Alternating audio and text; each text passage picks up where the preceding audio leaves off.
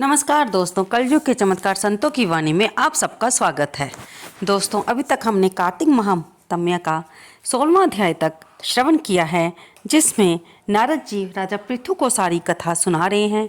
और शुरू से हमने आपको जैसे बताया कि ये सारी कथा पीछे से श्री कृष्ण भगवान भी भक्ति स्वरूप माँ सत्यभामा को सुना रहे हैं, और एक तरफ शौनक आदि ऋषियों को सूत जी सुना रहे हैं। अब तक हमने ये जाना कि किस प्रकार वृंदा मोह से, भगवान की माया से मोहित होकर मायावी जलंधर को ही अपना पति समझ लेती है, जो कि भगवान विष्णु ही बने होते हैं। और जब उसे ये पता चलता है तो वह भगवान को श्राप देती है और खुद चिता में भस्म हो जाती है। इससे विष्णु भगवान को मोह हो जाता है। अब हम चलेंगे 17वें अध्याय में कि उसमें हमें नारद जी क्या सुना रहे हैं।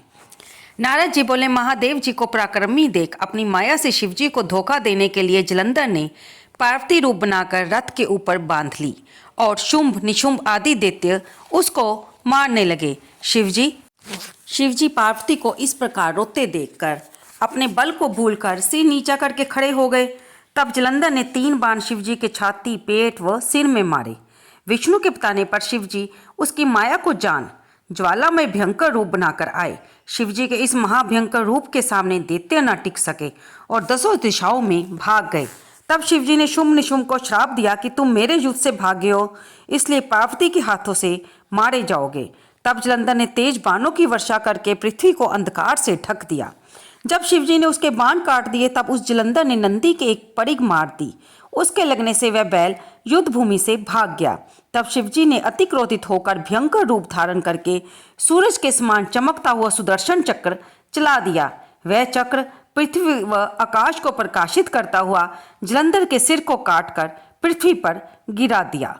रथ से उसका शरीर पृथ्वी पर गिर गया और उसके शरीर से तेज निकलकर रुद्र में समा गया। आपने पिछले अध्याय में ये जाना ही था कि यह सुदर्शन चक्र सभी शक्तियों की मिलाकर बनाया गया था ताकि जलंधर का वध किया जा सके। इधर वृंदा के शरीर का तेज गौरी के शरीर में समा गया। इसे देखकर ब्रह्मादिक देवता शिव को प्रणाम कर विष्णु का हाल कहने लगे।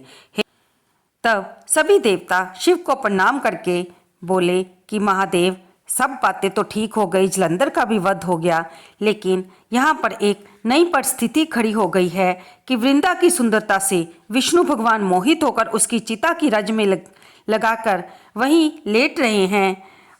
तब रुद्र बोले, हे देवगण, विष्णु का मोह हटाने के लिए जोग माया की शरण में जाओ, वह तुम्हारा कार्य पूर्ण करेगी।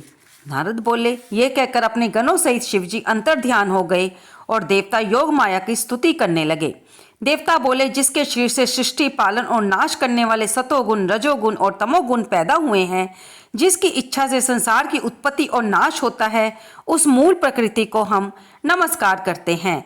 जो प्रकृति 23 गुणों से उच्चारण की जाती है और संपूर्ण जगत में व्याप्त है, उसे हम प्रणाम करते हैं।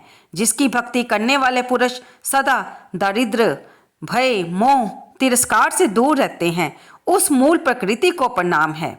इस प्रकार स्तुति करते हुए देवताओं ने आकाश में एक तेज मंडल देखा। उस समय एक आकाशवाणी हुई। वह शक्ति बोली, मैं ही 3 प्रकार से 3 गुणों में रहती हूँ, गौरी, लक्ष्मी और सरस्वती। इनमें रज, तम, सत्व, इन तीनों गुणों का आश्रय मैं ही हूँ। हे देवताओं, वही तीनों तुम्हारा कार्य पूरा करेंगी। नारद जी बोले, देवताओं के देखते देखते वह तेज अंतर ध्यान हो गया। देवताओं ने आकाशवाणी के अनुसार गौरी माँ, लक्ष्मी माँ और सरस्वती जी के पास जाकर उनको प्रणाम किया और वे तीनों भक्त वत्सल देवी देवताओं को शरणागत देकर उनके लिए बीज देती हुई बोली, इन बीजों को विष्णु के पास जाकर मिट्टी में बो दो, तब तुम्हारा कार्य पूर्ण हो जाएगा। नारद जी बोले, हे राजन, देव और सिद्धों के समूह ने प्रसन्न होकर उन बीजों को वृंदा की चिता भूमि में, जहाँ भगवान विष्णु दुखी होकर विराजमान थे, बो दिया। ये सत्य वाक्य मैंने बताया है। जो कोई इसे पढ़ेगा, सुनेगा, वह स्वर्ग को प्राप्त करेगा। जो एकाग्र मन से सुनेगा, उसे विघ्न नहीं सताएंगे। पुत्रहीन पुरुष सुनेंगे तो पुत्र की प्राप्ति होगी। तो दोस्तों, यहाँ पर हमारा 17वां अध्याय समाप्त होता है। आपको ये कथा कैसी लग रही है, कृपया इसे लाइक करें, शेयर करें और कमेंट बॉक्स में जय विष्णु भगवान लिखना ना भूलें। इसके आगे की 18वें अध्याय में हम सुनेंगे कि किस प्रकार इन बीजों से 3 वनस्पतियाँ आंवला, मालती और तुलसी का वृक्ष पैदा हुआ और किस प्रकार ये वनस्पतियाँ पूजी जाती हैं और किस प्रकार भगवान विष्णु विंदा की माया से रहित होते हैं।